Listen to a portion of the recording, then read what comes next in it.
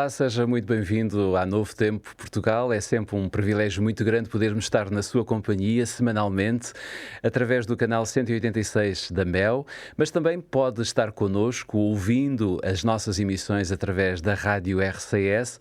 E se porventura não usar nem o canal 186 da Mel, nem a rádio RCS, poderá ligar-se à Novo Tempo Portugal através do YouTube, através do canal desta estação televisiva.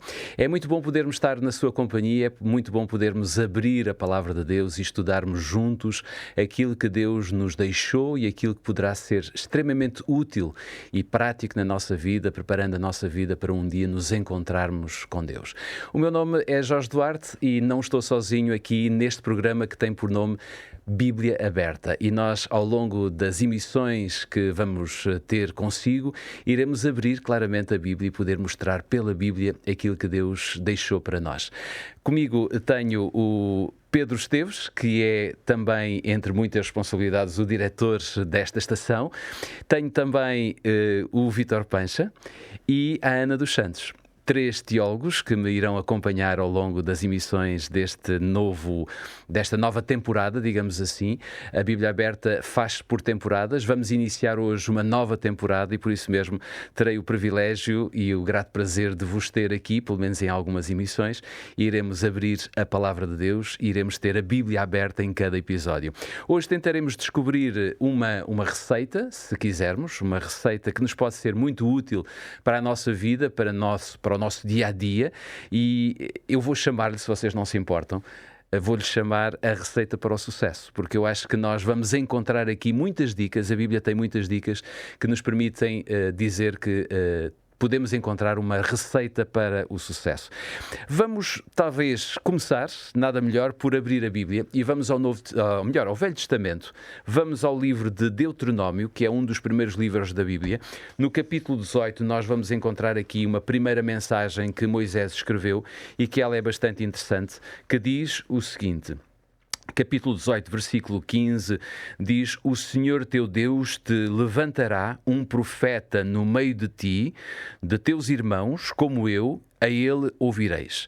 E depois, se formos a Josué, porque este trimestre nós iremos estudar sobretudo o livro de Josué, a nossa atenção vai estar muito neste livro. Se nós formos a Josué capítulo 1, para lermos também aqui alguns versículos, nós vamos encontrar aqui no capítulo 1, versículos 1 a 5, que diz o seguinte: E sucedeu depois da morte de Moisés, servo do Senhor, que o Senhor falou a Josué, filho de Num, servo de Moisés, dizendo: Moisés, meu servo, é morto. Levanta-te, pois, agora, passa este Jordão, tu e todo este povo, à terra que eu dou aos filhos de Israel.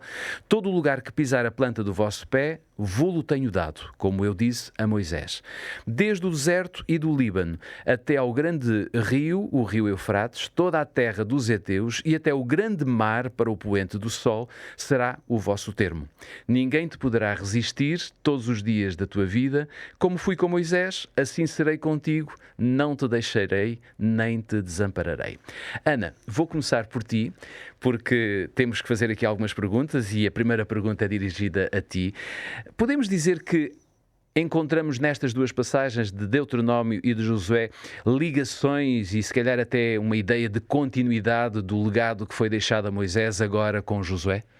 É assim, antes de mais, estou muito contente de estar aqui convosco e sem dúvida alguma nós encontramos algo que é um legado, uma continuidade do primeiro chamado agora para Josué. E é interessante porque os dois textos que acabaste de ler, Jorge, eles vão nos dar essa pista de continuidade.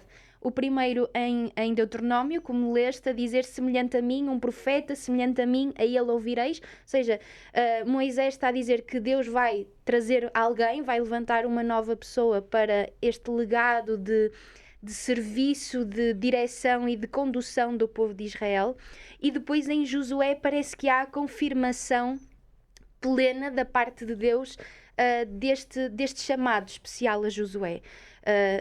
é interessante porque Deus vai precisar de recitar o seu servo Moisés como uma forma de encorajar Josué nesta nova tarefa: como fui com Moisés, assim serei contigo. E isto é interessante porque, se nós compararmos os dois momentos em que Deus diz, ou Moisés no primeiro fala ao povo e depois Deus fala com Josué, nós encontramos dois polos totalmente diferentes num sentido. Moisés no final da sua missão e Josué no início da sua missão, em que Moisés está a dar por terminada a sua condução de liderança espiritual e não só, liderança civil, por assim dizer, do povo, e Josué está a dar agora a continuidade, o começo desta liderança. Mas há aqui dois pontos, ou 3 ou 4, de 2 para 3 ou 4 pontos interessantes que nós podemos analisar e refletir até sobre estes dois homens. A primeira é que, se nós repararmos tanto no chamado de Moisés, e teríamos que ir para Êxodo, para o início do livro de Êxodo, como agora para o chamado de Josué, nós vamos encontrar que ambos os chamados não é por vontade humana. Não são eles que se autopropõem para uma liderança deste povo. É o próprio Deus que os chamam. E para além deste chamado de, ok, agora vão guiar o povo, há uma promessa que está na base deste chamado, que é, sem dúvida alguma, a presença constante de Deus na vida destes dois líderes. Outro ponto também é que, apesar da pouca ou nenhuma capacidade que eles poderiam ter, Deus também promete que vai capacitá-los. No caso de Moisés, nós até encontramos ele a dizer que tem a língua pesada, que já não domina bem a língua, etc. E Deus diz: calma, tudo se resolve. Ou seja, há uma capacidade, ou Deus capacita estas figuras, estas pessoas, para uma obra específica de liderança. E para não falar que a questão mais, como é que eu poderei dizer, a questão que sobressai neles é também que, apesar do legado, o ponto do legado ser diferente, tem o mesmo povo, por acaso não é bem o mesmo, mas tem o povo de Israel, mas acima de tudo também há um apontar futuro para algo mais. Por exemplo, para Jesus, ambos são figuras, são tipos de Cristo, e isto também é interessante. Por isso, respondendo claramente à pergunta, sim, existe uma clara continuidade. Deus não depende de um homem específico, ou seja, não é um homem específico, mas Deus vai levantar servos em cada tempo para propósitos. E neste caso nós vemos que isso aconteceu com Moisés e Josué, e é interessante porque não há um buraco de tempo, o povo não ficou sem líder. Deus prolongou a liderança com Josué, e é interessante porque, apesar dos líderes mudarem, a condução do povo e até mesmo a nível prático nas nossas vidas, certas coisas mudarem, o propósito de Deus permanece o mesmo. Ele é fiel, Ele é presente e Ele atua na nossa vida da mesma forma que atuou na vida do povo de Israel naquele então. No fim, acaba por ser Deus que verdadeiramente está a guiar. Mas dúvida. Ele vai utilizando instrumentos diferentes, não é? Sem dúvida. E eu acho muito interessante que a Ana acabou por falar sobre... Porque esta é uma ilusão muitas vezes. Às vezes tendemos a olhar para os heróis da Bíblia quase como super-homens ou super-mulheres. Mas a realidade, talvez mais profunda que nós depois nos apercebemos... É Deus que os capacita. É Deus que os capacita. E se colocarmos o foco em Deus, porque no fundo a Bíblia mostra-nos claramente que a centralidade deste livro sagrado é Deus, não é? Nós podemos ver que Deus, o propósito dele era levar o povo até à Terra Prometida, encontrando homens que pudessem cumprir essa missão, não é? Em certo sentido, podemos dizer mesmo que a Bíblia é surpreendente, muitas vezes até é utilizado, como vocês sabem, como um argumento para a autenticidade da Bíblia, mas é mais profundo do que isso, é que a Bíblia, na verdade, está cheia de anti-heróis. A maior parte dos homens ou mulheres que são personagens centrais na história de Israel, por exemplo, mas podíamos ir mesmo ao Novo Testamento, aos discípulos, e são completamente anti-heróis. Ou seja, as fraquezas pessoais, as falhas na sua biografia, os momentos de incapacidade, de incompreensão, os momentos em que desobedeceram a Deus, tudo isto está registado. Então, é muito interessante o facto de que a Bíblia nos apresenta os seus heróis quase a partir de uma perspectiva das suas falhas, porque isso dá muita força à ideia que foi Deus que os chamou e que os capacitou. Não foi com base no facto de serem heróis.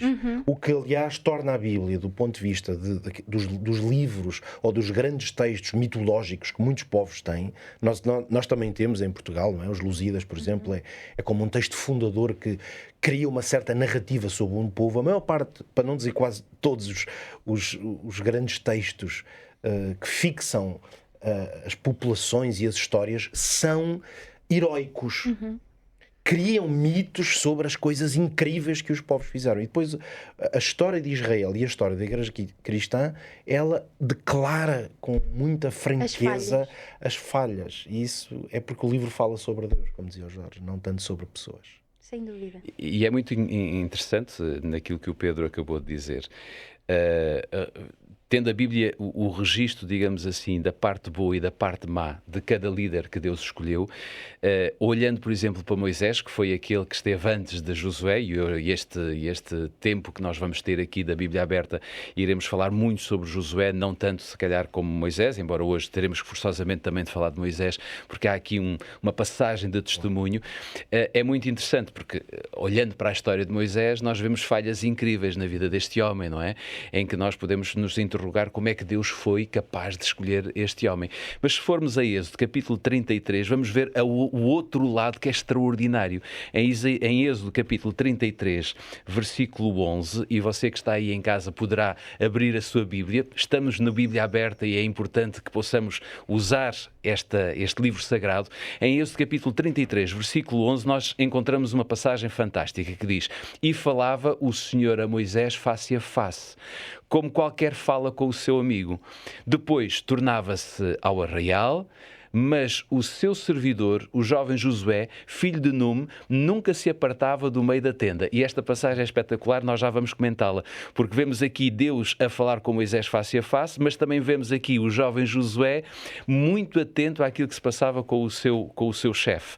Depois, se formos a Números, capítulo 14, nós vamos encontrar aqui também uma passagem, agora mais direcionada para Josué, que diz, Números 14, versículos 6 e 7, diz que Josué, filho de Num, e Caleb, filho de Jefoné, dos que espiaram a terra, rasgaram as suas vestes e falaram a toda a congregação dos filhos de Israel, dizendo: "A terra pela qual passámos a espiar é terra muito boa." Aqui já vemos um trabalho de Josué, digamos, já comprometido com uma dinâmica que o próprio Moisés lhe pediu. Vemos aqui um colega dele, o Caleb, também é muito importante nós termos isso em conta. Depois ainda, se formos a Números, capítulo 27, e temos que abrir aqui em várias passagens, porque isto permite que nós possamos ter uma noção clara do que a Bíblia fala sobre este tema. Em Números capítulo 27, versículo 18, nós vamos encontrar esta passagem. Diz: "Então disse o Senhor a Moisés: Toma a Josué, filho de Num, homem em quem há espírito, e impõe a tua mão sobre ele." Mais um passo dado na vida de Josué. E por fim, antes de passar a fazer uma pergunta rápida ao Pedro, eu quero ler Deuteronômio capítulo 34, o versículo 9. Capítulo 34 de Deuteronômio, lendo o versículo 9, que diz o seguinte: "E Josué, filho de Num, cheio do espírito de sabedoria, porquanto Moisés tinha posto sobre ele as suas mãos, assim os filhos de Israel lhe deram ouvidos e fizeram como o Senhor ordenara a Moisés." Vemos aqui então como é que foi feita a passagem, como é que Deus trabalhou, digamos, o fim do percurso de Moisés e o início do percurso de Josué. A partir destes textos, Pedro, diz-nos um pouco quem era Josué, e ao mesmo tempo que qualidades é que ele possuía para ele ser chamado por Deus, para Deus ter confiança e colocar-lhe a direção de todo um povo nas suas mãos. Sim, podemos dizer que estes textos que tu acabaste de ler são excelentes exemplos disto. Josué tinha obviamente as suas características. E se bem que isto faz agora um equilíbrio com o que nós estávamos a dizer todos aqui há pouco, se bem que Deus não precisa de pessoas perfeitas para a chamar, senão não chamava ninguém. Senão Jesus era o único que tinha tido uma missão nesta terra. Mesmo em termos de liderança, obviamente que Jesus não vai pegar em líderes feitos e perfeitos. O chamado de Deus, ele vem para pessoas que têm as suas características e vai usá-las. Agora, a liderança, obviamente, a liderança espiritual, sobretudo, sabemos que é muito esta relação entre as características próprias do indivíduo, que vão desde o seu temperamento, que é uma coisa que nasce connosco, até ao nosso caráter, que é uma coisa que nós vamos forjando ao longo do tempo, que vai tendo forças e fraquezas. Ora, a liderança de uma qualquer pessoa, homem ou mulher, é feita desta conjugação entre as nossas características pessoais, ou que herdamos e trabalhamos, e depois o que Deus vai fazer em nós. Isto significa que não se anula as características do indivíduo. É por isso que as lideranças são distintas. E se hoje estamos aqui 4 pessoas sentadas a esta mesa, e tantas pessoas que lá em casa estão connosco, cada um de nós tem as suas características. É por isso que em posições de liderança, ou simplesmente no exercício da nossa vida, vamos abordar as mesmas realidades de formas diferentes. Podemos, por isto, dizer que Josué, estas passagens mostram que ele tinha algumas características particulares que o tornavam único como pessoa, e sim, Deus usou claramente essas características. E quais eram essas características? Vamos a elas, e neste caso o foco vai estar sobretudo nesses textos que acabaste de ler. Em relação à primeira nota, que eu acho muito interessante, que o texto de Êxodo 33 dizia que o jovem Josué, portanto era mesmo um menino ainda, nunca se apartava do meio da tenda. O que nos dá uma evidência de que a liderança, sobretudo a liderança espiritual, ela nasce da intimidade com Deus, do desejo de estar na presença de Deus. E isto é uma característica que nós vemos aqui em Josué, não sabemos exatamente aqui a idade que ele tinha, mas percebemos que ainda era muito jovem e que essa virtude é um desejo, um apelo pelas coisas espirituais. É a vontade, um anelo pela presença de Deus. Havia um interesse constante, não é? Esse interesse. E é interessante porque o texto mostra estas duas características, ou estas duas dimensões. Moisés é que estava face a face com Deus. Não era Josué. Claro. Ainda não era o seu tempo. E claro que aqui, se calhar, nós invejaríamos era Moisés. Eu gostaria era de estar no lugar de Moisés para estar face a face como quem fala com um amigo, que é uma designação absolutamente impressionante. Mas se calhar Josué, vendo isso, dizia no seu coração, eu também queria estar ali, não é? E é interessante que eu vou pegar exatamente nisso, o que eu acho que este texto mostra é que Josué aqui não está a pensar eu queria estar no lugar de Moisés ou eu queria ser Moisés. O que mostra é eu queria estar com Deus. Ele não inveja a posição de Moisés. Ele inveja ou tem vontade de estar na presença de Deus. Também na presença de Deus. Isso são duas coisas distintas. No fundo, torna-se muito interessante, Pedro, isto que tu estás a falar, porque é muito tentador muitas vezes invejarmos a posição do outro. Quando às vezes, nesta situação bem específica, Moisés estava naquele lugar porque estava disposto a caminhar com Deus, a buscar Deus, e de alguma maneira Josué vai compreender isto e ele próprio vai reconhecer a importância, e inconscientemente ele não faria ideia do que é que estaria para o futuro, mas pelas escolhas de hoje, dia após dia, nós vamos nos habilitando ou desabilitando para aquilo que é o plano de Deus. Para aquilo que nós ainda nem imaginamos que vai acontecer. Claro. E há uma ideia interessante, é que, no fundo, Moisés é chamado o servo do Senhor e Josué é o servo de Moisés. Não é? Ou seja, ele respeita, ele sabe qual é a sua posição, mas há um interesse desmedido para poder estar também com Deus. Claro. Sem dúvida. Então, são ideias realmente fortíssimas. Agora, eu gostava de me centrar no segundo texto que leste. Obviamente que é um dos textos, se calhar, da vida de Josué, que é evidente que é o momento em que é a primeira vez que os espias são enviados a Canaã, em que ele vai numa missão, aliás, são 12 aqueles espias, e é aí a primeira vez que nós vamos ver Josué, com Caleb, naturalmente, saírem um pouco da multidão e perceber-se que há ali uma diferença. No caso, percebe-se muito bem que há 10 espias que vão numa direção e 2 que vão noutra direção.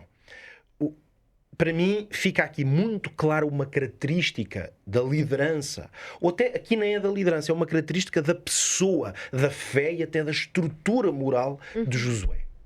Para mim, o que eu gostava de partilhar convosco aqui é a ideia de que a integridade espiritual é uma coisa muito necessária para a liderança.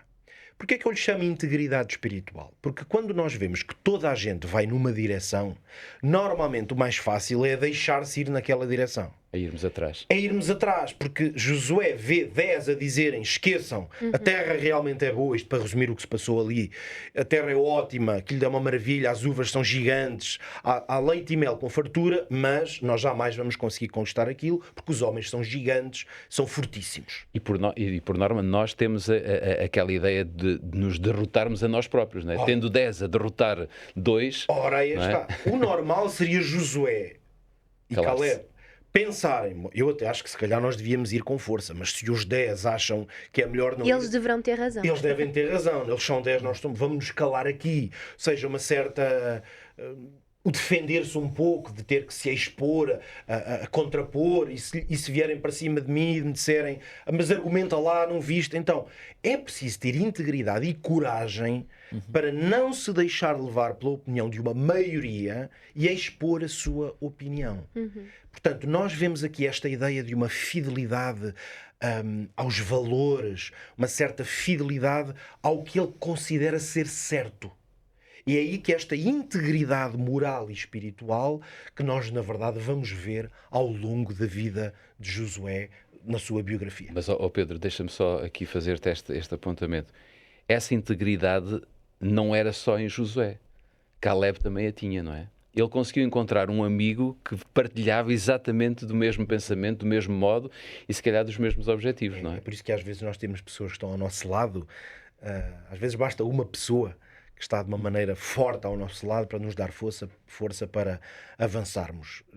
Nós temos muitos textos na Bíblia, eu aqui vou citar Isaías 41, curiosamente é um texto muito parecido ao que o Josué viria a ouvir da parte de Deus no início do seu chamado. Não temas, eu sou contigo, não te assombres, porque eu sou o teu Deus. Só que nesta altura, quando Josué toma esta posição, estas palavras Deus ainda não lhes tinha dito pessoalmente. Portanto, ele teve que antecipar esta ideia de que eu não vou assombrar nem ter medo de expor o que eu vi, o que eu creio, mesmo que à minha volta tudo pareça indicar o contrário. Eu vou ficar por aqui nestas duas características e lembrar-me aqui daquela célebre passagem que Ellen White escreveu num livro extraordinário chamado Educação, muitas vezes citado, em que ela se refere à ideia de que o mundo precisa de homens e mulheres, naturalmente, que sejam fiéis ao dever, ao que é certo, como a bússola é ao norte. É essa integridade que é moral e espiritual, que é tão necessária. E nós hoje vivemos num tempo em que isso ainda é tão necessário, talvez mais do que nunca. Isso acaba por ser diferente porque o que nos move pode ser também a teimosia, a soberba, a presunção. E não é o caso nem de Josué nem de Caleb. É exatamente esse amor pela verdade, pela realidade, de não esquecer inclusive quem era Deus. Os outros 10 espias acabaram por esquecer todo o caminho, todo o percurso que Deus fez com eles até ali. Não é que eles estivessem iludidos, eles estavam bem conscientes da realidade daquela cidade fortificada e tudo, mas esqueceram-se de Deus. E isso fez toda a diferença depois na avaliação e a escolha que fizeram. Sem dúvida. Eu até vou lançar aqui a pergunta e se calhar todos nós podemos partilhar um bocadinho. Como é que nós podemos ver estas qualidades serem uma inspiração, por exemplo, aos líderes atuais? Porque continuamos a ter líderes, seja na igreja, seja na sociedade. Como é que estas qualidades de Josué podem ser, de alguma forma, uma inspiração para os líderes de hoje? Pedro? É que eu estou a lembrar-me do texto bíblico de Cristo que dizia: quem é fiel no mínimo também é fiel no muito. Ou seja, fidelidade. A fidelidade nas coisas pequenas ou nos momentos que ainda não são grandes é que nos habilitam para os grandes momentos. Por isso é que podemos dizer que Deus vai escolher Josué. Provavelmente este episódio teve muito a ver com essa escolha. Precisamente porque naquele momento em que ele era apenas mais um entre os outros espias, habilitou para coisas muito maiores. Talvez por isso essa inspiração para líderes jovens ou menos jovens que hoje nos ouçam aqui é de que muitas vezes não vamos esperar que Deus nos chame para fazer coisas incríveis. Às vezes basta as pequenas coisas do dia a dia, em que se eu for fiel nessas coisas, então eu já estou a fazer o meu trabalho e talvez elas me habilitem para coisas maiores. Lançaste aqui duas características, a integridade, a fidelidade. Existe mais alguma que vocês considerem que podemos retirar desta curta experiência de Josué até aqui? Sim, tendo por base fidelidade e integridade, nós vemos que não há muito pelo qual nós nos podemos expandir, porque estas duas já englobam um pouco tudo, e sem dúvida, de forma alguma, eu concordo com o que o Pedro estava a dizer, muito provavelmente este episódio da vida de Josué foi aquilo que marcou a postura de liderança futura que ele iria ter de Deus para com ele, porque no pouco, que era pouco, Deus tinha acabado de fazer 1001 coisas por aquele povo. Entrar para a Terra Prometida era só mais uma, e era o pouco. Eles mostraram ser fiéis, eles mostraram não ter medo de estar com Deus e de pronunciarem-se o seu lado. É muito bom nós podermos estudar a Bíblia e, como vê, termos a Bíblia aberta permite claramente que encontremos coisas extraordinárias na vida de outros que podem estar integradas também na nossa vida. Estamos a estudar hoje e durante as próximas semanas o livro de Josué, e é muito curioso que várias pessoas têm neste livro, digamos, uma forma de olhar para o livro de uma forma organizada, e é bom que isso aconteça, não é? Nós temos aqui uma organização deste livro que podemos dizer talvez em 4 secções, se quisermos dividir em 4 verbos. Podemos dizer o passar, o possuir, o dividir e o dar ou o fazer, se quisermos, no serviço. Vítor, agora eu vou-te perguntar, como é que nós podemos olhar para estas 4 divisões de passar, possuir, dividir e fazer, ou termos um serviço, digamos assim, para percebermos um pouco melhor a estrutura de todo este livro, que é o livro de Josué? É interessante porque essa estrutura nós já encontramos no próprio capítulo 1 de Josué. Funciona quase como que um resumo de todo o livro. Ali nós podemos verificar que desde o versículo 2 ao versículo 9 nós temos este atravessa ou passa, porque falava sobre a importância da preparação dessa travessia que era, portanto, do Rio Jordão. Depois, a partir do versículo 10 e 11, nós temos o possuir. Era importante que eles, passando aquilo que tinha sido um problema no passado, que eles o passassem, houvesse essa ousadia no Senhor, mas que tomassem posse da terra que estava diante deles. Havia desafios, é verdade, mas havia uma conquista, havia uma promessa, e se eles se mantivessem fiéis e confiassem, acima de tudo, no Senhor, isso seria uma realidade.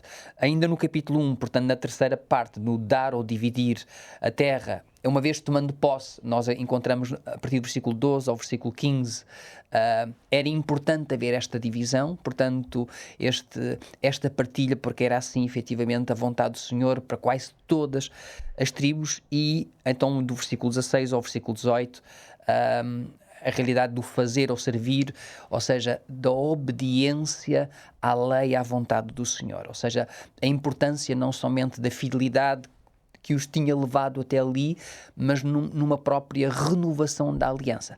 É interessante que quando nós olhamos para estes 4 verbos, digamos assim, por estas 4 iniciativas de Deus, porque também podemos nomeá-las assim, nós nos apercebemos que Deus tem, permitam esta linguagem, Deus tem sonhos, Deus tem anseios para cada um de nós.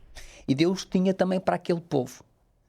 Mas para além dos anseios e do desejo que Deus tinha para aquele povo, no passado Ele também já o tinha. E eles não tomaram posse. Eles falharam. Então, não foi Deus que falhou. Deus era verdadeiro naquilo que lhe estava a propor. A realidade é que o segredo de tomar posse, mesmo daquilo que Deus tem para cada um de nós, passa sempre pela fidelidade, pela obediência ao Senhor. E quando nós compreendemos isto, então nós tiramos benefícios da própria presença de Deus na nossa vida. Portanto, isto também nós vemos depois, não somente, portanto, neste capítulo 1, que acaba por resumir, mas vemos também ao longo do próprio livro de Josué. Nós podemos ver o passar, que vai desde o capítulo 1 até ao capítulo 5, no versículo 12, o possuir, que vai do capítulo 5 versículo 13 até ao capítulo 12, o dividir, Josué 13 ao 21, e finalmente o servir ou obedecer, de Josué 22 ao 24. E nós podemos perguntar, mas porquê? Porquê esta mesma forma? Porque esta é a mensagem do livro. No fim, as iniciativas de Deus não se realizam automaticamente. Vou fazer aqui um pequeno parênteses. Há coisas que Deus diz vai acontecer e elas simplesmente vão acontecer. Elas não dependem da nossa escolha. Mas há vertentes da vontade do Senhor na qual o Senhor dá-nos essa liberdade, essa capacidade de escolha. Por exemplo, no nosso tempo, Jesus vai voltar, quer eu queira ou não. Não depende da minha crença, da minha aceitação ou da minha preparação. Ele vai voltar. Mas aqui a tomar posse e continuar no plano e na aliança passava por um conjunto de decisões e de escolhas que o povo tinha que o fazer. Não fazendo, não tomava posse. E isso nós vimos exatamente com Moisés. No fim, isto também nos fala de Deus. Deus não é alguém tirano. Às vezes podemos nos iludir pela vida, pelos acontecimentos do mundo. Deus não é um tirano. Deus age, permitam, nesta linguagem mais humana, Deus é um cavalheiro. Deus é um gentleman que nos convida. Por exemplo, o Apocalipse diz, eis que estou à porta e bato. Se ouvires a minha voz, entrarei. Ou seja, Deus tem este convite, esta busca. E esta resposta que Deus espera de nós não é de maneira nenhuma, porque também há quem olhe para esta resposta da obediência quase como que uma maneira de nós colocarmos em causa o que Deus faz. Mas uma coisa não fica em causa. Ou seja, estas 4 secções, ou se quisermos estas 4 etapas, eram 4 etapas de Deus propriamente, não é? Sim. Não, o povo apenas teria que as viver a seu tempo, guiados por Deus. Sim, no fundo, este passar, possuir e dividir eram planos de Deus, é o que Deus apresenta. O povo tem que decidir se faz a última, que é o que vai dar corpo e concretizar o desejo de Deus, que é o servir e obedecer à vontade de Deus. E que em nós talvez seja a parte mais difícil, que é acreditar que isso é possível usando essas 2 características da fidelidade e da obediência, não é? Sim, no fim, talvez para simplificarmos, mesmo trazendo isto ao nosso tempo, nós temos de compreender que a obediência não é um meio de comprar ou de ganhar a salvação, ou de merecer a vontade divina. Mas a obra que Deus deseja realizar no nosso coração, na nossa mente, só pode ser realizada num caminho com Ele. Quando eu escolho a desobediência, quando eu escolho fazer uma vontade que não é vontade de Deus, quando eu escolho desobedecer aos mandamentos de Deus, eu não estou sendo guiado por Deus sob a sua influência. Quer queiramos ou não, acabamos por ficar sob a influência de um inimigo de Deus, que é Satanás, e somos transformados por ele. Portanto, a obediência tem lugar na vida, sempre teve no passado, tem no presente e terá no futuro. E concordas que Josué, no fundo, Josué sai do Egito, não é? Ainda muito jovem, não é? E consegue chegar até à etapa de substituir Moisés, e o que é certo é que nós podemos ver Josué a dizer ao povo, acreditem. Porque Deus no passado venceu, Ele também vai vencer por nós. Ou seja, estas 4 etapas que faltam concluir para que nós alcancemos a promessa da terra prometida, elas vão concretizar-se porque Deus vai nos dar. O que significa que Josué também era quase como que o exemplo da fidelidade e da obediência, não é? Sim, e de que Deus não desiste. O homem desiste, Deus não desiste. Muitas vezes nós deixamos de querer. Ou seja, nós vemos que o povo falha, mas Deus sempre nos presenteia com a sua graça. E só talvez para deixarmos uma passagem, em Apocalipse 12, 14, 12, ela fala-nos de uma aplicação de uma realidade. Porque hoje nós vemos muitas vezes uma realidade em que muitas vezes dentro da igreja cristã somos de alguma maneira convidados a escolher ou a graça, ou a fé, ou a obediência. Mas quando nós olhamos para a própria definição, isto talvez para ilustrar uma realidade e aplicá-la hoje, daquilo que acontece ou que somos chamados a viver hoje, ou daquilo que é característica do povo de Deus, em Apocalipse 14, versículo 12, é-nos dito que aqui está a perseverança dos santos. Ora, é aqui que nós queremos estar naqueles que seguem o Senhor, daqueles que guardam os mandamentos. Aqui temos a obediência. E finalmente, e a fé em Jesus. Então uma coisa não toma A fidelidade. a outra. É muito importante. Eu gostava neste momento de ir a Josué, capítulo 1, e podermos de alguma forma encontrar aqui um clássico. Basicamente este versículo, quem lê a Bíblia com muita frequência e estuda, tem este versículo quase de cor.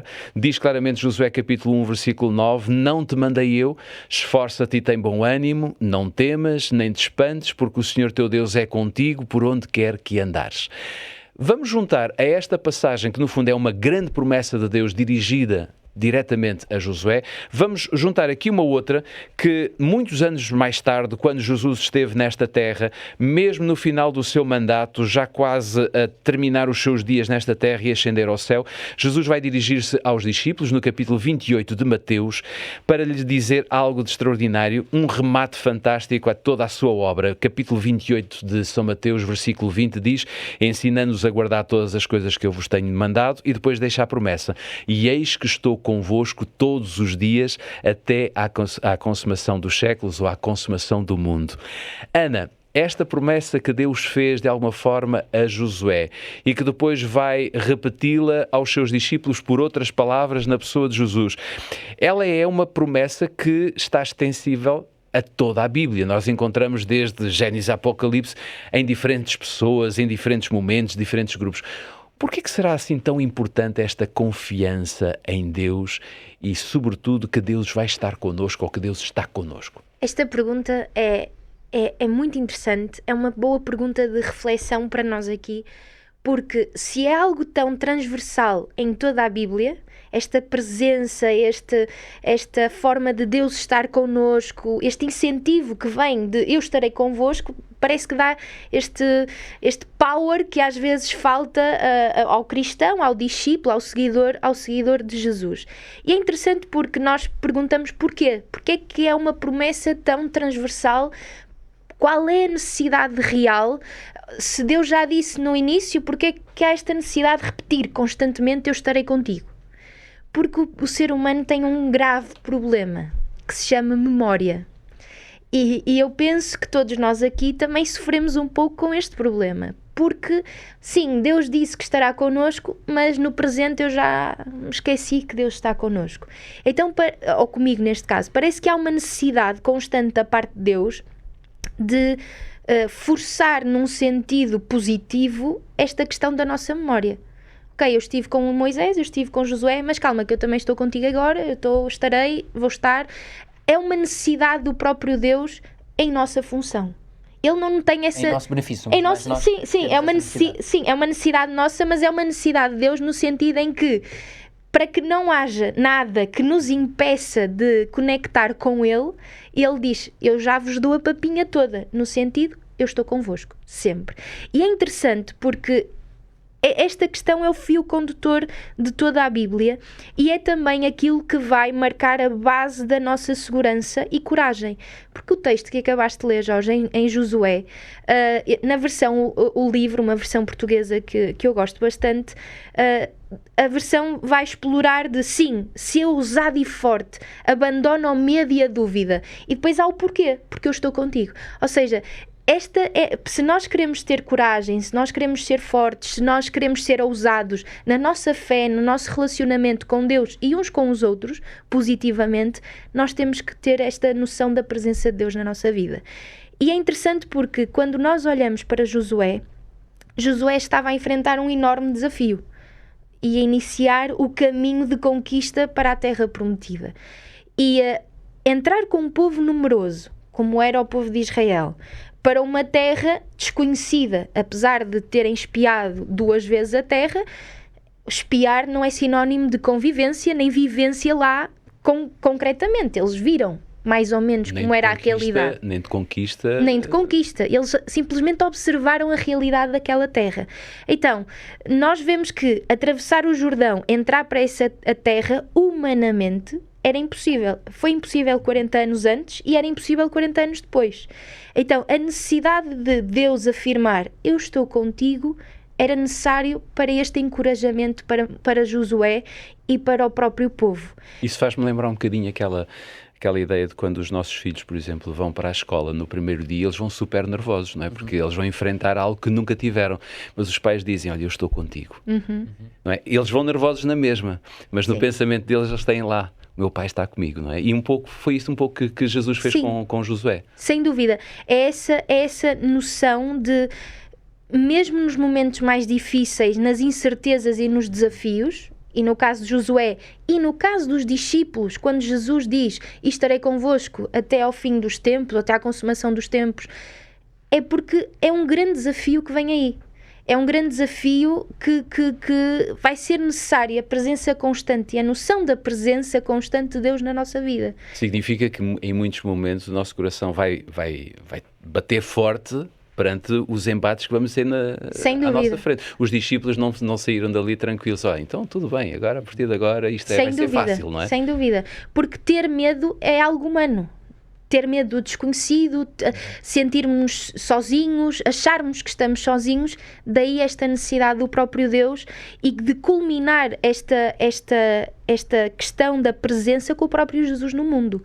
Deus connosco, Emmanuel. Ou seja, há uma noção de marcar a história da Terra, marcá-la com eu estou aqui a acompanhar-vos até ao fim dos tempos, até que eu venha pela eternidade, eu vou estar aqui. E Josué, diante do desafio, diante do problema, ele teve também essa noção de, ok, Deus vai estar comigo. E ele teve provas suficientes durante a sua vida passada para se lembrar, Deus esteve no passado. Tu disseste aí uma coisa que para mim, estou aqui a pensar, eu acho que é extraordinário, porque tu disseste que quando ele estivesse sozinho, e em muitos momentos ele pôde ver que Moisés esteve mesmo sozinho. Ou seja, ele olha para trás e vê um homem, não vou dizer solitário, porque ele teve sempre ali pessoas por perto, mas nos momentos de decisão muitas vezes ele estava sozinho. E Josué também sabe que vai estar sozinho em muitos momentos da condução do povo, não é? Ele precisava de ter esta certeza de que sozinho, digamos humanamente falando, mas tendo o poder de Deus. Sem dúvida. E o mesmo com os discípulos e o mesmo connosco hoje. Claro. Há momentos de solidão, há momentos de desafios na nossa fé, mas a certeza de que Deus nos dá de que está connosco é algo que nos ajudará a superar estes mesmos desafios. No fim, eu costumo dizer que às vezes, pelas dificuldades, pelas provas, pelos desafios, parece que estes tomam preponderância aos nossos olhos e na nossa mente. Muitas vezes nos vemos sós ou sozinhos, tal como Jesus na cruz. Mas ele estava? Não estava. Daí o convite de que o justo realmente vencerá ou viverá pela fé. Nós temos que ir para além daquilo que os nossos olhos, do que a nossa mente às vezes percepciona e confiar num Deus que não falha, num Deus que é fiel. Esta é que é a realidade. Eu posso falhar e na minha fidelidade eu posso deixar de a viver, mas Deus nunca vive dessa forma. Vamos avançar, até porque o nosso tempo vai se esgotando, digamos assim. A conversa é sempre muito boa e falar da palavra de Deus ou pela palavra de Deus é extraordinário. Mas, Pedro, nós vemos aqui que realmente Deus dá uma promessa fantástica a Josué: não te deixarei, estarei contigo. Mas o que é certo é que ele precisava de encontrar o seu próprio espaço. Ele era o líder da nação e ele tinha um legado de Moisés, mas o legado de Moisés ficou para trás. Antes de te dar a palavra para que tu possas, no fundo, explorar aqui um bocadinho esta ideia, se formos a Josué, capítulo 1, versículos 16 e 17, nós vamos encontrar aqui algo muito interessante, porque esta posição do povo também é importante. Diz Josué capítulo 1, versículos 16 e 17, que então responderam a Josué dizendo, aqui o responderam é o povo, não é? Tudo quanto nos ordenaste faremos, e onde quer que nos enviares, iremos. Como em tudo ouvimos a Moisés, assim te ouviremos a ti, tão somente que o Senhor teu Deus seja contigo, como foi com Moisés. É bom nós podermos ouvir quem está ao nosso lado: eu confio em ti. Portanto, Josué tornou-se um líder respeitado. Depois teve de encontrar o seu espaço, uma vez que estava sozinho, já não tinha, digamos, os olhos de Moisés, a capacidade de Moisés. Tendo em conta o que hoje nós conhecemos sobre estes modelos e perfis, vá lá, de liderança, como é que nós poderíamos classificar a liderança de Josué? Vou tentar resumir aqui numa ideia-chave, porque a liderança é um tema que, aliás, me interessa muito há muitos anos. Podia fazer talvez aqui um pequeno ensino precisamente sobre os perfis de liderança que pode ser útil para quem nos ouve. Nós podíamos fazer alguns binómios sobre liderança, porque existem muitos estilos e perfis de liderança, e mesmo se em cada tempo da história tem sido dada mais ênfase a certos perfis mais adequados ao tempo e às características, uma das lições principais sobre liderança é que nós não podemos dizer que existe um estilo de liderança perfeito ou melhor que os outros, porque a liderança tem sempre a ver com as nossas características e com o ambiente, o que se passa à nossa volta. Então nós temos lideranças, por exemplo, mais autocráticas, mais baseado na capacidade de uma pessoa dar ordens e pôr as pessoas a fazer, e temos lideranças mais participativas, que tendem a basear-se mais no contributo da equipa. Este é um primeiro binómio. Mas nós também temos lideranças que são mais inspiracionais ou transformacionais, como também se diz hoje, que a ideia são lideranças visionárias, sobretudo capazes de pôr as pessoas com vontade de avançar para aquele sonho e para aquela visão, e temos lideranças mais transacionais, que são mais baseadas na performance e na capacidade de fazer as coisas bem feitas. É o segundo binómio. E o terceiro são as lideranças ou mais carismáticas, que são baseadas nas características da atratividade de uma pessoa, estão mais centradas numa pessoa que é capaz de levar tudo atrás dela, e temos as lideranças mais servidoras, em que o líder desaparece mais e que serve e com isso leva as outras pessoas a fazer. Estes três binómios mostram que existem muitas formas de se posicionar dentro da liderança. Não é fácil identificar, eu estive a tentar fazer esse esforço, qual será exatamente a característica ou o perfil mais específico de Josué, embora pudesse arriscar uma tentativa. Mas eu, embora tenha apresentado aqui estes binómios de perfis de liderança, vou talvez usar aqui uma resposta um pouco diferente, que é dizer que existem características ou escolhas que todos os líderes ou todos os perfis de liderança podem fazer e que são úteis para solidificar qualquer tipo de liderança. Ou seja, são transversais. São transversais. Ou seja, o ponto é dizer, tecnicamente ainda, antes de dar a resposta final, é dizer que todas as lideranças, independentemente destas características, podem ser más ou produzir maus resultados. Então, a característica que Josué teve ao longo do seu ministério de liderança foi a capacidade de estar claramente assente em valores. Ou seja, os valores que orientavam Josué eram claríssimos. E isso foi evidente desde o primeiro até ao último dia. Um dos momentos mais fortes que se encontra naquela última secção que o Vítor há pouco apresentava, que é um dos textos mais conhecidos de Josué, lá chegaremos nas semanas a seguir, que é quando ele diz: eu e a minha casa serviremos ao Senhor. Vocês façam a escolha que têm a fazer, mas eu vou servir ao Senhor. Então nós percebemos que aqui, mais do que uma característica de liderança ou perfil de liderança, é esta liderança que está assente em valores.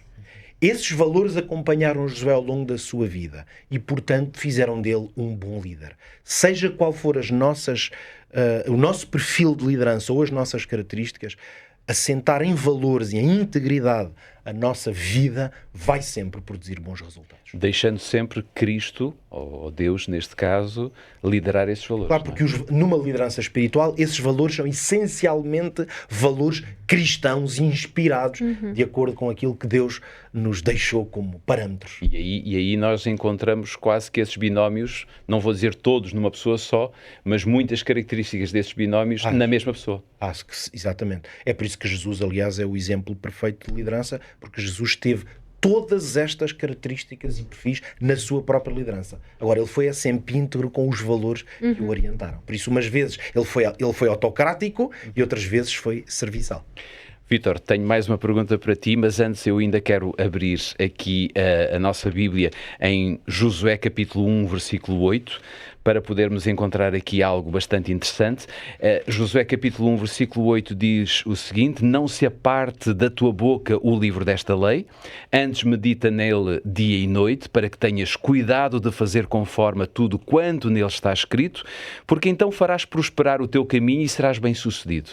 E depois, Se formos ao salmista, porque lá está, a Bíblia é um todo, não podemos ficar apenas num livro só, temos que juntar aqui outras passagens porque elas casam na perfeição.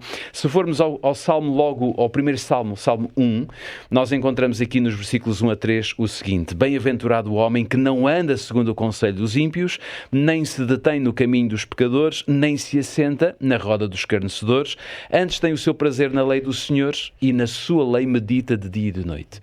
Pois será como a árvore plantada junto a ribeiros de águas, a qual dá o seu fruto no seu tempo, as suas folhas não cairão e tudo quanto fizer prosperará.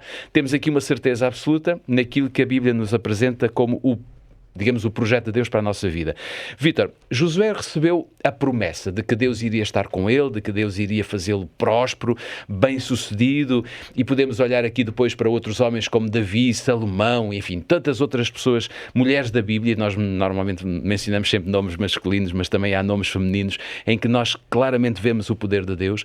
O que é que significa esta prosperidade que Josué teve e como é que nós podemos viver de alguma forma essa experiência na nossa vida ainda hoje?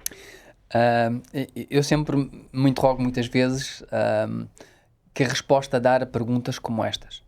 E se às vezes quem nós somos influencia a resposta que damos. Talvez nesse sentido nós temos que resistir e temos que ser prudentes nesta resposta.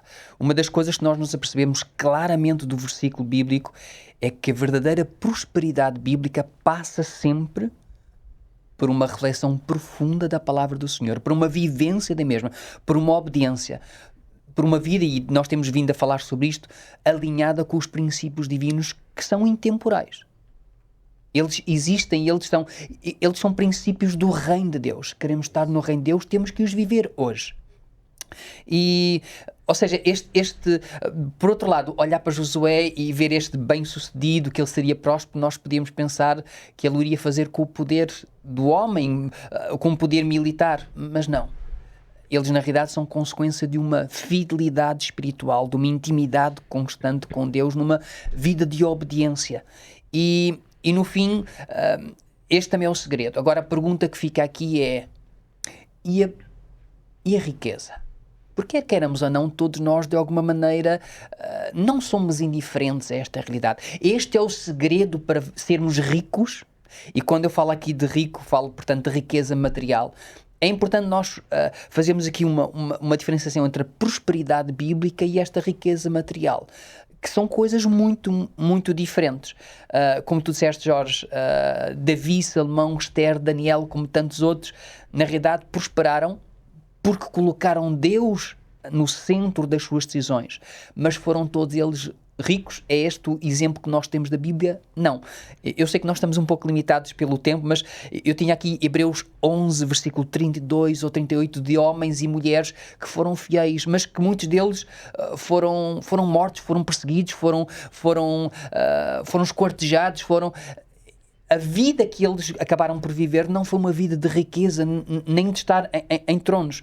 Por outro lado, me lembra aquele texto de Jesus que diz: se alguém quiser vir após mim, negue-se a si mesmo e tome cada um a sua cruz e siga-me.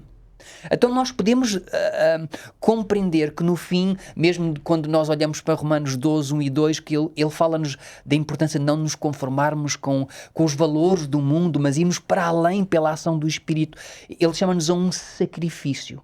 Talvez essa é a coisa mais importante. O Senhor quer para nós pobreza ou riqueza? O que nós podemos garantidamente dizer pela palavra do Senhor é que o Senhor nos chama ao sacrifício, à entrega. Depois, a partir daí, se o Senhor nos leva para um caminho de prosperidade ou mais simples, depende muito da sua vontade. É este Senhor, através do Espírito Santo, que trabalha em cada um de nós, que vai nos transformando, e é Ele também que deseja colocar em nós a sua vontade, a nós sermos humildes, porque no fundo não importa se em tronos ou sem caminhos mais humildes, mas a todos, se forem obedientes, Deus dará a mesma recompensa, claro. A vida eterna. Nós Esgotámos o nosso tempo, é pena, porque esta conversa foi excelente, mas vou-vos convidar a estarmos para a semana juntos aqui no Bíblia Aberta. Espero por vós e também espero por si, que está aí desse lado, que possa estar atento às emissões do nosso canal de TV, no canal 186 da MEL, também nas emissões da Rádio RCS. Fica aqui a promessa de que, se pedir esta revista como guia de estudo, nós teremos muito gosto em oferecer-lhe. Ligue para o 933 93 9291 e receberá em sua casa totalmente gratuito. Nada mais por hoje. Marcamos encontro com a Bíblia Aberta na próxima semana.